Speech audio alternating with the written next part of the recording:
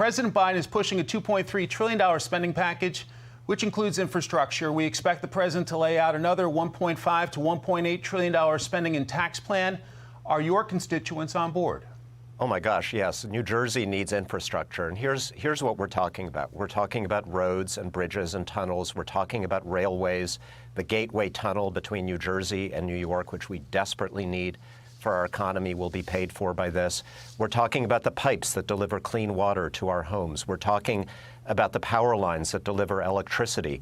We're talking about electric vehicles so that America, not China, not any other country, wins the race to a clean energy future. And we're talking about creating more than 2 million jobs that cannot be outsourced to any foreign country in America, made in America through this bill. And we're going to pay for it by setting the corporate tax rate 7 points below what it was in 2017 and making companies like Amazon and FedEx that are right now paying $0 in federal taxes pay their fair share.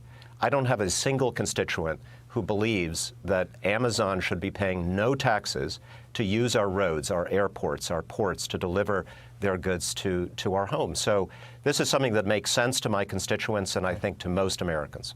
Congressman, here is House Republican leader Kevin McCarthy on President Biden's first 100 days. I want to play the clip and I'll have you respond.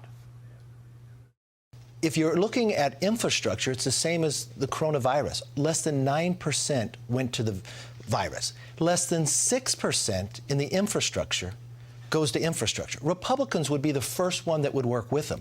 But I think the very first thing we would need to do, define what infrastructure is. Roads, bridges, airports, Broadcom. Republicans saying it's not targeted enough. How do you respond?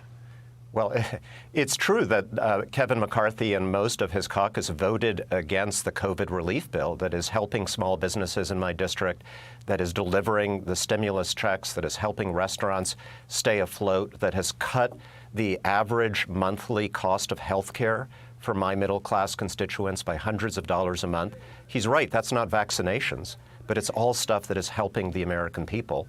And right now he's setting himself up to vote against a bill that is going to create 2 million jobs in America, rebuilding this country and making sure that America and not China wins the clean energy revolution. So, look, I would like to work with him. I'd like this to be bipartisan.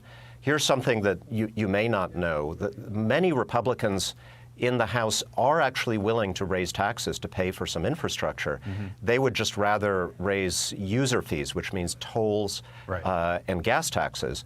And so if we go bipartisan, we actually, the risk is that we're actually going to raise taxes on more average Americans. So this is a little more complicated than some of the the political talking points might have you believe. As an old Jersey guy, I know plenty about tolls. Now, let me ask you, sir, New Jersey 7, your district, is one that Republicans always want when they don't have it.